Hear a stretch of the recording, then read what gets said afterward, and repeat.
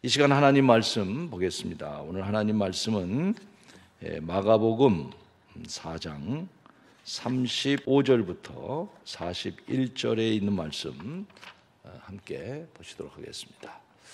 찾으셨으면 제가 봉독해 드리겠습니다. 그날 저물 때에 제자들에게 이르시되 우리가 저 편으로 건너가자 하시니 그들이 무리를 떠나 예수를 배에 계신 그대로 모시고 가매 다른 배들도 함께 하더니 큰 광풍이 일어나며 물결이 배에 부딪혀 들어와 배에 가득하게 되었더라. 예수께서는 고물에 베개를 베고 주무시더니 제자들이 깨우며 이르되 선생님이여 우리가 죽게 된 것을 돌보지 아니하시나이까 하니 예수께서 깨어 바람을 꾸짖으시며 바다더러 이르시되 잠잠하라 고요하라 하시니 바람이 그치고 아주 잔잔하여 지더라. 이에 제자들에게 이르시되 어찌하여 이렇게 무서워하느냐 너희가 어찌 믿음이 없느냐 하시니 그들이 심히 두려워하여 서로 말하되 그가 누구이기에 바람과 바다도 순종하는가 하였더라. 아멘. 네덜란드에 유명한 화가가 있습니다. 여러분이 그분의 이름은 잘 모를지 모르지만 그분의 작품을 보면 이분의 작품이구나. 다시 말하면 이 레므란트라고 하는 분이 그린 작품들이 우리가 아는 작품들이 꽤 많이 있습니다. 네덜란드의 이 바로크 시대의 대표적인 화가인데 요 근래에 이분이 작품 가운데 한 남자의 반신상이라고 하는 작품이 얼마에 매각됐냐면 382억에 매각이 됐습니다. 대단하죠?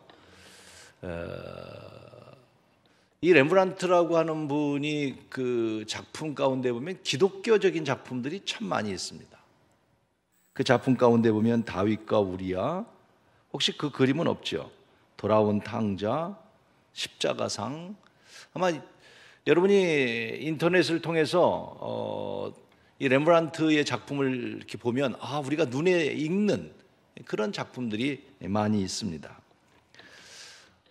제가 이분의 작품 가운데 하나를 여러분에게 보여드리겠는데 아마 눈 익을 겁니다. 한번 볼까요? 그 작품이 뭐냐면 바로 오늘 이 마가복음 4장을 주제로 한 갈릴리 바다의 풍랑 작품입니다. 아마 여러분 많이 보셨을 겁니다.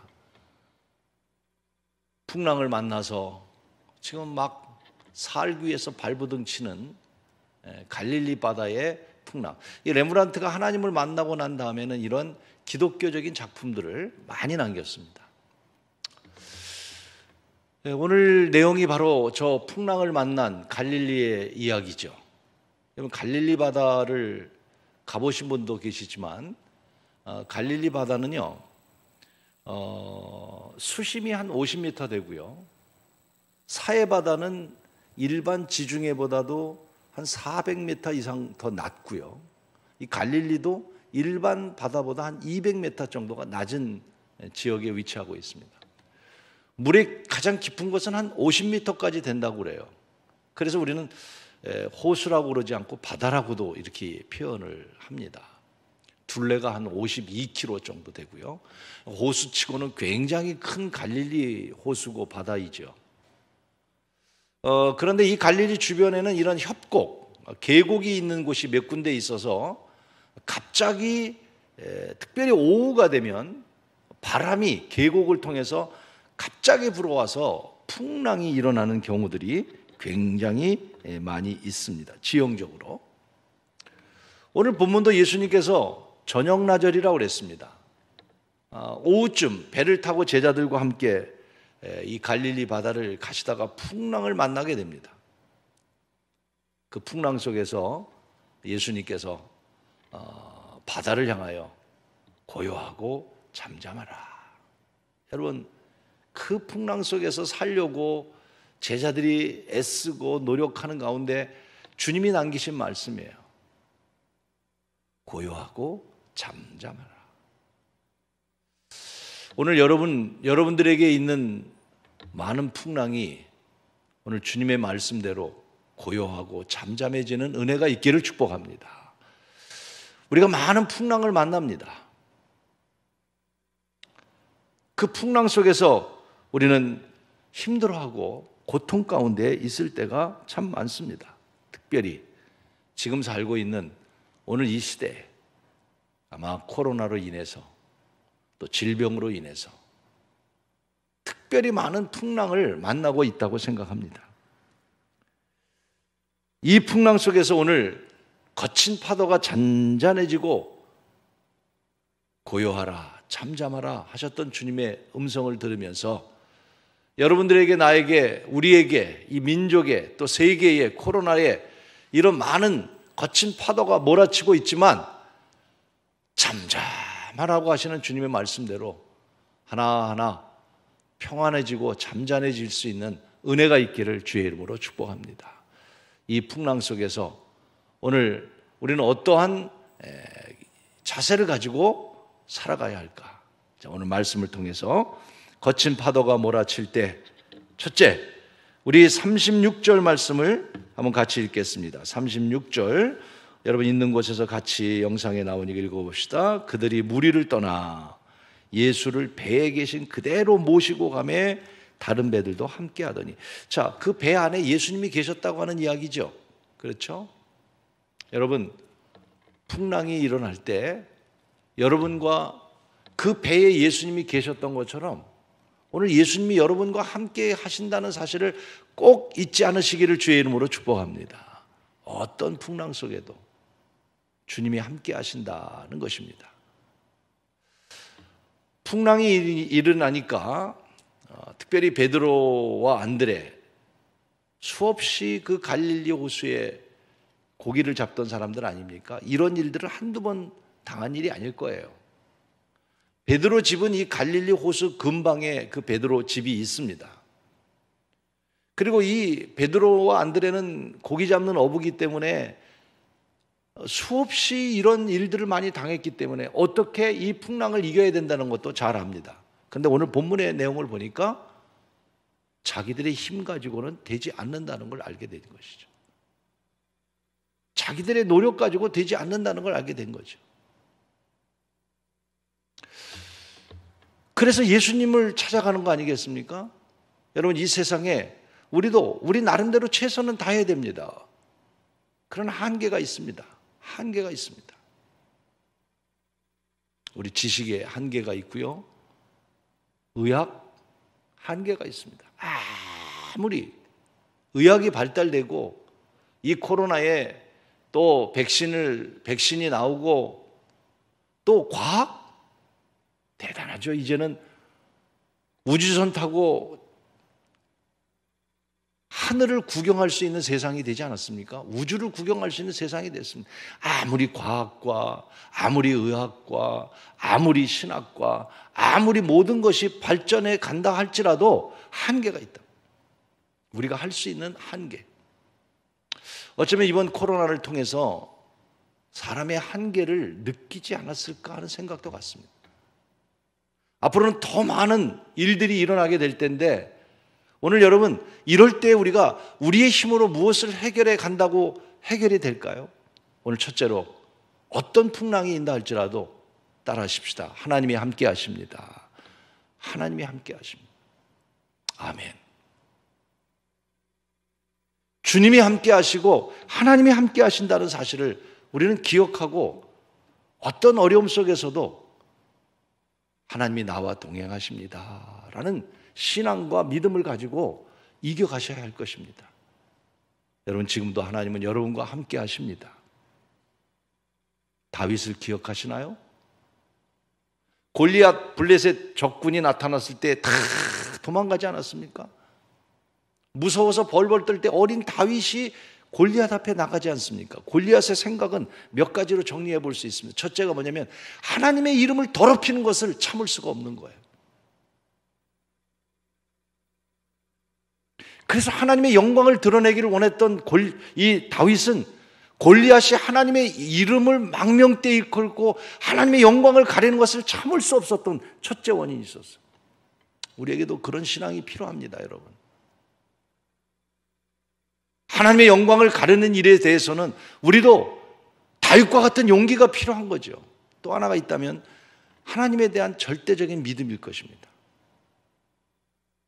하나님은 전능하신 분이라는 그런 믿음이죠.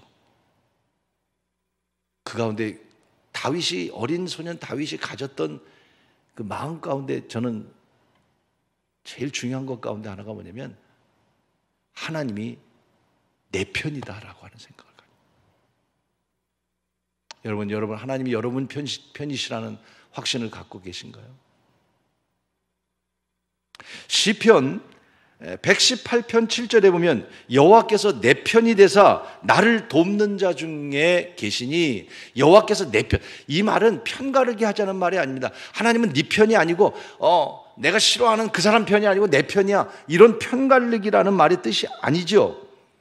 이기적으로 하나님은 나와만 함께하는 분이야, 그런 뜻도 아니고요. 마치 하나님이 내 소유인 것처럼 하나님은 내 거야, 그런 뜻이 아니죠. 무슨 뜻인가요? 하나님은 나와 함께하는 분이야. 여러분, 하나님이 함께할 수 있는 사람이 되기를 축복합니다. 내가 하나님을 내 편으로 만드는 이기적인 것이 아니라 하나님이 나와 함께 하신다면, 다윗이 그런 생각입니다. 두려운 게 없는 거예요. 아무리 골리앗과 같은, 아무리 위험한 일이 있어도 두렵지 않은 거죠.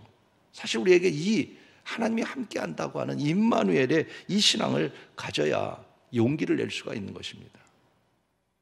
잘 알다시피 여러분, 예수님을 따르던 제자들이 오순절의 사건을 계기로 해서 제자들이 완전히 달라집니다.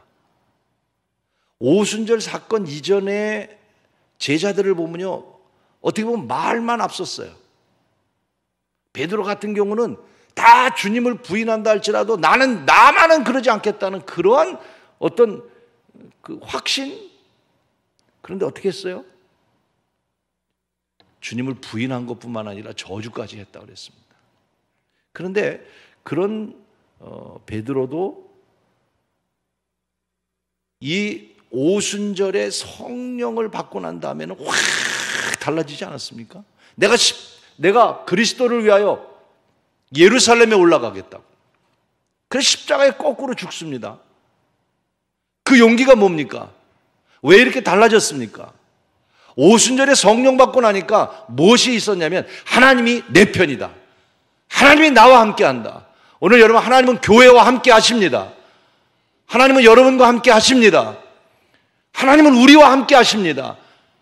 여러분, 이 신앙을 우리가 가지면 어떤 풍랑이 와도 힘들지만 어렵지만 하나님이 함께 한다고 하는 신앙 때문에 우리는 이길 수가 있는 것입니다. 두려움을 이길 수가 있고 어떤 환난도 이길 수 있는 것입니다.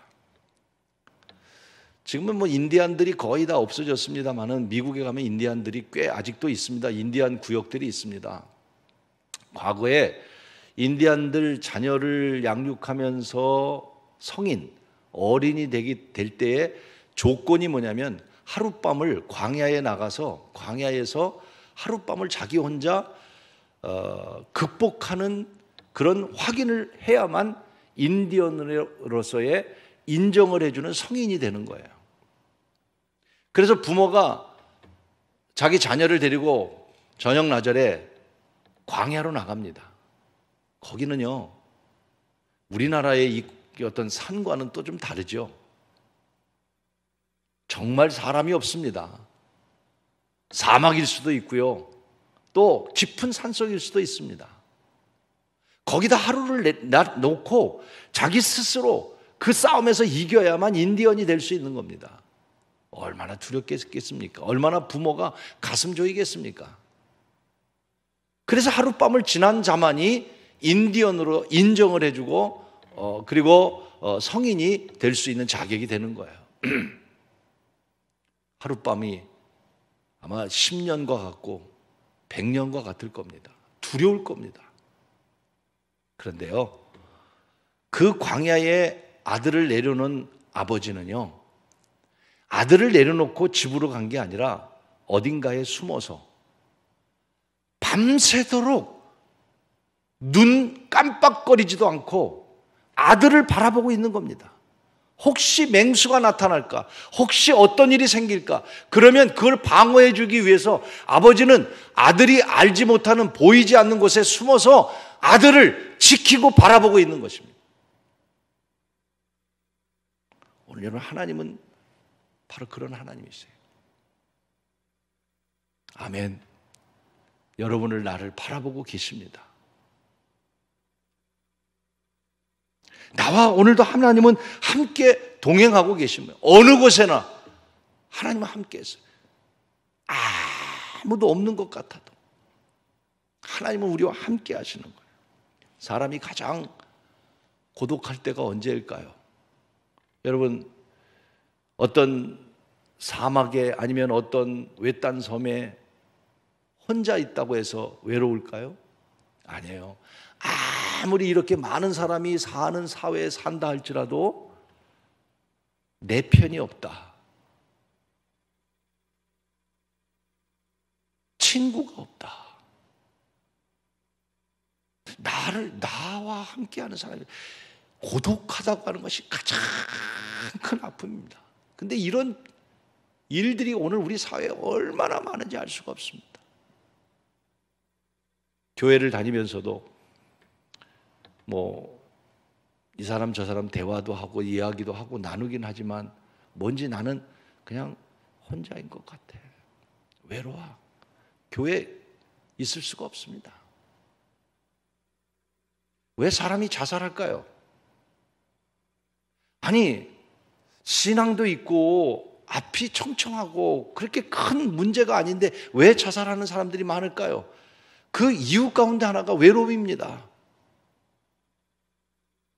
내 편이 하나도 없다고 하는 그 좌절감, 이루 말할 수 없는 겁니다. 고독감, 이루 말할 수 없는 것입니다. 여러분 가운데 그 고독감 속에 있는 분이 계십니까? 사람들은 내 곁을 떠나도 하나님이 여러분 곁에 계시다는 사실을 기억하시고 어떤 고독 속에서도 이기시기를 바랍니다. 엘리야를 보십시오. 바알 선지자들을 다 때려 부시고 그리고 도망가지 않습니까?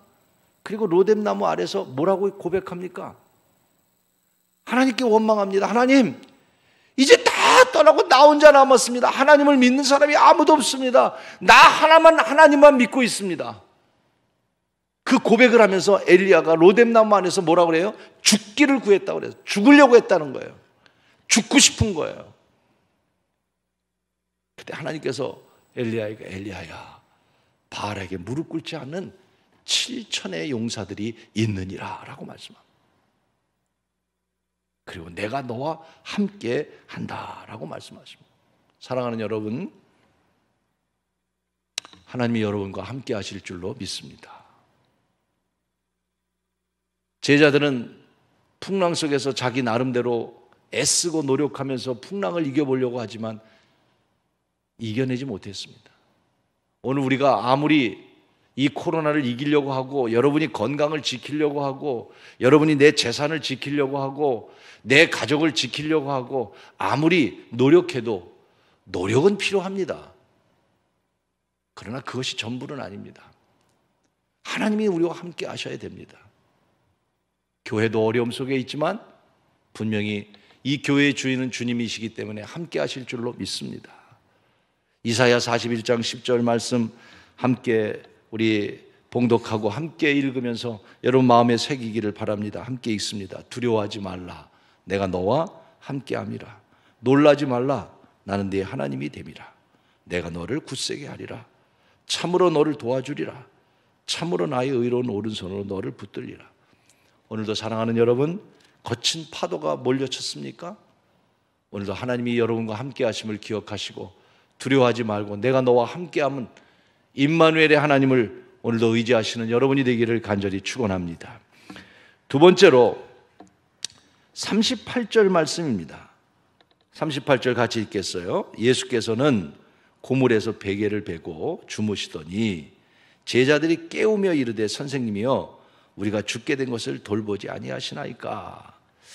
자, 예수께서 고물에서 베개를 베고 제자들이 찾아갔더니 예수님은 그 풍랑 속에서도 주무시고 계세요. 피곤하셨는지 아니면 고의적으로 그러셨는지 배에서 주무시고 계십니다. 그때 제자들이 깨우면서 선생님, 우리가 죽게 된 것을 돌보지 않으십니까? 오늘 여러분 잠들어 있는 예수님을 깨웠죠. 그리고 자기의 형편을 말합니다. 죽게 된 것을 돌보지 않습니까? 무슨 말입니까? 오늘 이 거친 파도가 풍랑이 몰아칠 때 제자들은 주님께 찾아가서 자기의 사정을 아뢰고 주님을 깨우고 간청하는 것이죠. 기도하는 것이죠. 여러분 정말 기도에 더 힘쓰시기를 축복합니다. 기도의 시간을 더 늘려가시기를 원합니다. 해야 합니다. 불의한 재판관의 비유를 기억하시죠? 불의한 재판관입니다. 공정하게 재판하지 않는 사람입니다. 그런데 과부가 찾아가서 자기의 문제를 해결해 달라고 얘기합니다. 여러분 불의한 재판관이에요. 당시 과부는 천대를 받았고 무시하던 사람들이었습니다. 무시당하던 사람들입니다. 그러니 과부가 와서 얘기할 때 일반 재판관도 아니고 불의한 재판관이라면 듣겠습니까? 그런데 그 과부는 매일 찾아가서 번거롭게 하니 그 재판관이 문제를 해결해 줬다고 누가복음 18장인가요? 말씀하시면서 하물며 너희가 구하는 것을 주께서 응답하시지 않겠냐는.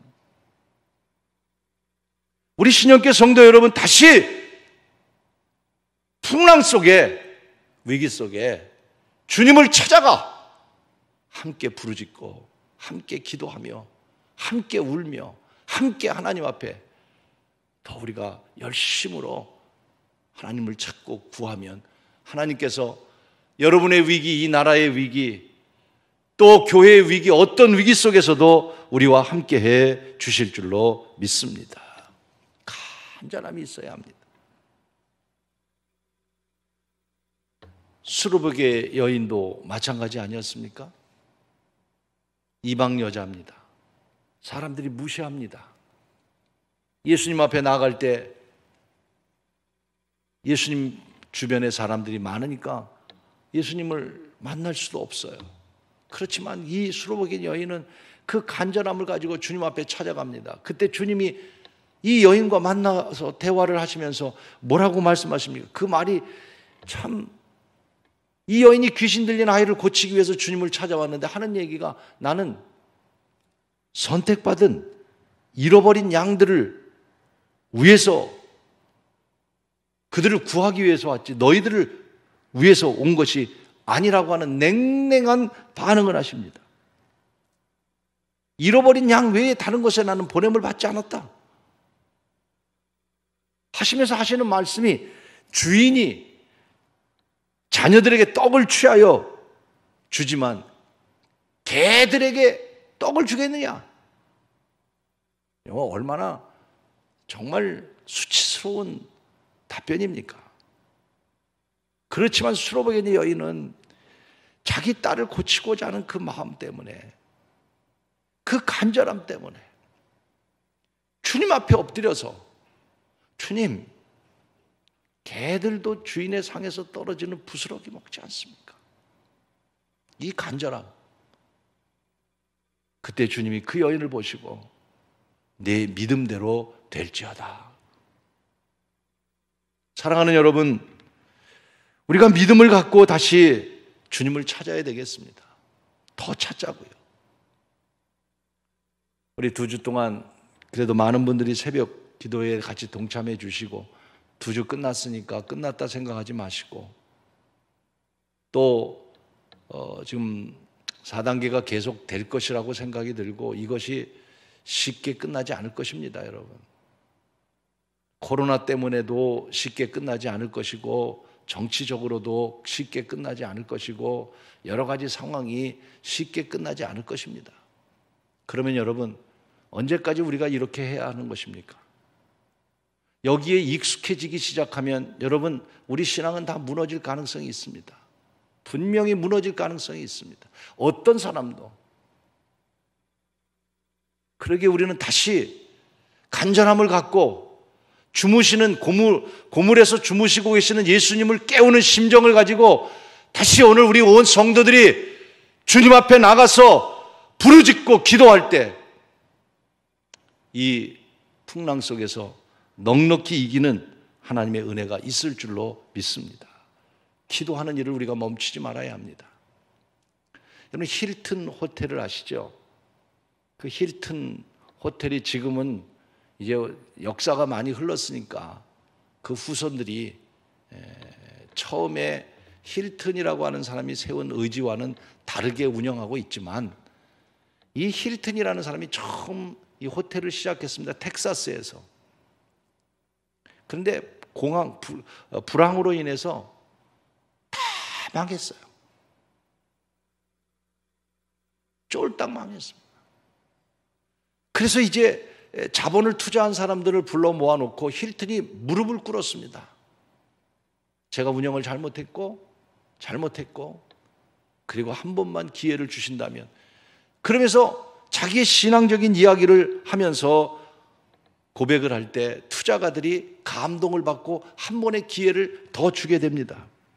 그래서 이 힐튼이 다시 재개를 하고 성공을 해서, 여러분 알다시피 힐튼 호텔이 세계 곳곳에 없는 곳이 없지 않습니까? 최고의 5성 호텔 아닙니까? 이 힐튼이라고 하는 사람이 쓴 책 가운데 성공적 삶의 10가지 비결이라고 하는 내용 중에서 그는 이렇게 얘기합니다. 일하고 기도하며 꿈을 꾼다면 세상에 한계는 없을 것이다. 여러분, 일만 하지 마십시오. 기도하며 일하십시오. 하나님께 여러분의 인생을 맡기고 기도하면 일하면, 그는 이렇게 말합니다. 사방이 무너져 캄캄한 암흑 속이라도 빛은 있을 것이다. 그 빛은 기도할 때 볼 수 있을 것이다. 오늘 여러분 다시 기도하는 가운데 그 빛을 볼 수 있고, 기도하는 가운데 주님을 볼 수 있는 여러분이 되기를 주님의 이름으로 간절히 축원하는 것입니다. 비겁한 것 같아도 아이고 어려운 일 당하니까 기도하는구나. 제가 병원에 있을 때 그걸 많이 느꼈어요. 병원에 아프니까 사람들이 신앙이 있던 없던 채플에 와서 기도하더라고요. 저도 마찬가지고요. 그러니까 비겁하게 느껴지더라고요. 재밌는 얘기가 있어요. 어떤 친구들이 비행기를 타고 가는데 비행기가 기류에 의해서 막 그냥 난리가 났어요. 너무 위험하니까 친구들이 너희들 가운데 교회 다니는 사람 없냐고. 아무도 없어요. 보니까 옛날에 교회 다닌 친구가, 너 교회 20년 전에 교회 다녔잖아. 20년 전에 다녔지 지금은 교회 안 다닌다고. 그래도 너가 그래도 교회 다녔으니까 네가 좀 기도 좀 해라고. 너가 좀 그래도 기도를 해라고. 그 친구가 그렇게 기도했대요. 주님, 20년 동안 제가 귀찮게 안 해드리려고 기도 안 했는데 오늘 한 번만 내 기도 들어주시면 앞으로 20년 동안 귀찮게 안 해드릴게요. 여러분, 하나님이 우리 기도를 귀찮게 여기시는 분 아니실 겁니다. 그렇죠? 오늘 주무시고 계신 예수님을 깨우는 제자들의 마음을 가지고 오늘 우리도 다시 깨어나서 주님 앞에 나가서 주님을 찾고 깨우고 함께 기도하며 이 풍랑을, 위기를 지혜롭게 이겨갈 수 있는 교회가 되고 여러분 삶이 되시고 대한민국이 되고 이 세계가 되기를 주의 이름으로 축원합니다. 마지막 세 번째로, 예수님께서 풍랑을 다 잔잔하게 하신 후에 40절에 이렇게 말씀하십니다. 40절 말씀 같이 읽겠습니다. 이에 제자들에게 이르시되 어찌하여 이렇게 무서워하느냐? 너희가 어찌 믿음이 없느냐? 예수님의 마지막 말씀은 뭐냐면 믿음이 없다고 책망을 하고 계시죠.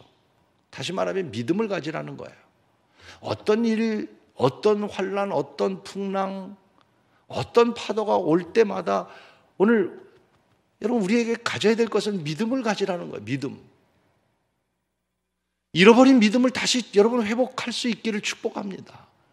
믿음의 행동이 되기를 바랍니다. 믿음의 말이 되기를 원합니다.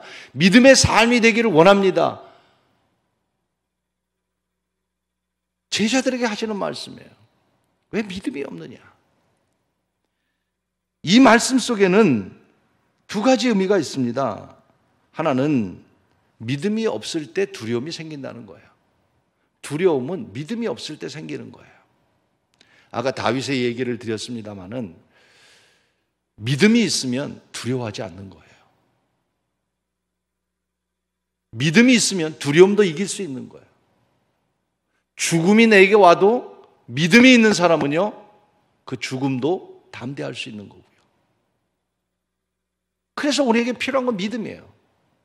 또 하나는 믿음이 없기 때문에 두렵다는 이 오늘 주님의 말씀이기도 하고, 또 한편으로는 믿음만 있으면 어떤 환경도 이겨낼 수 있다, 그런 뜻이에요.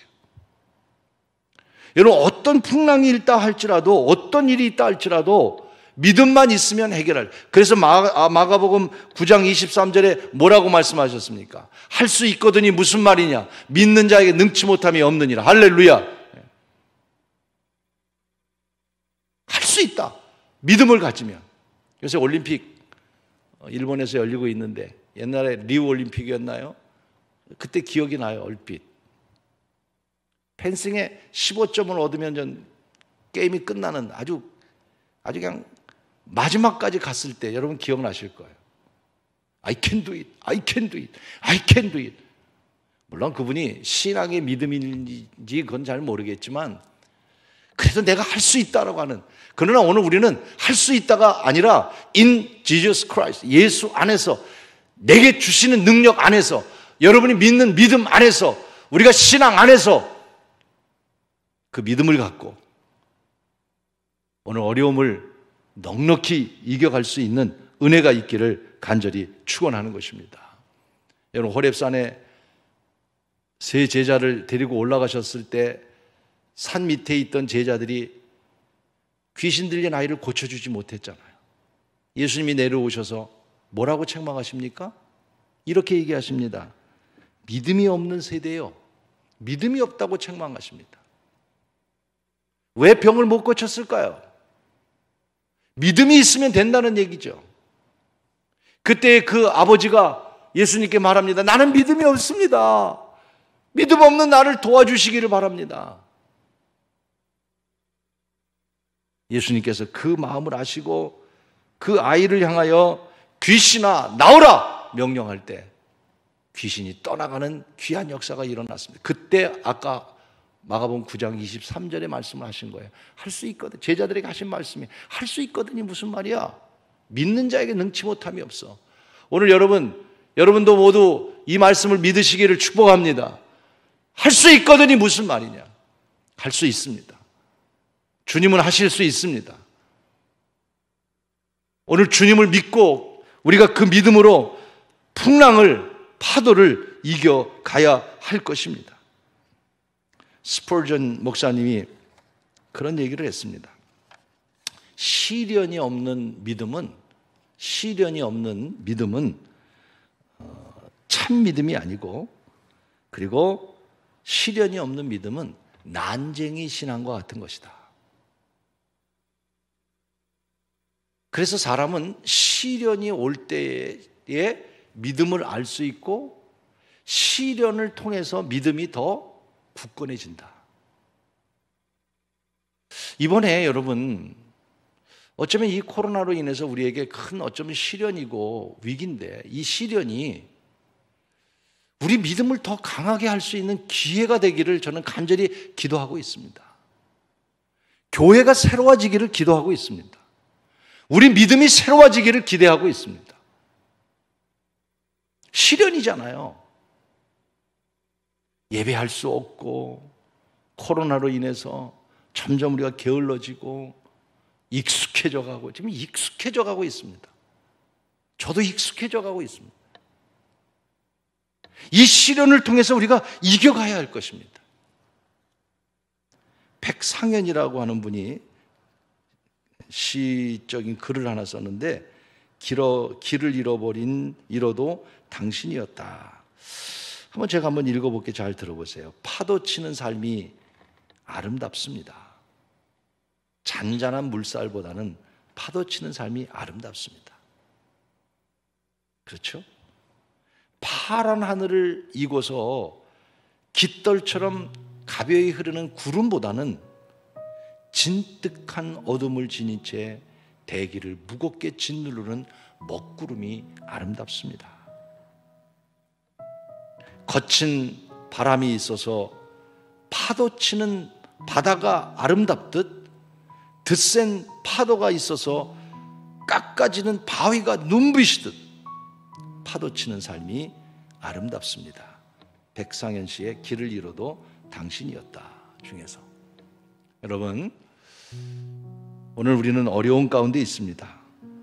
풍랑을 만난 것 같은, 그래서 우리가 몸부림치고 애쓰고 노력하지만 우리의 애씀으로 해결될 일은 아닙니다.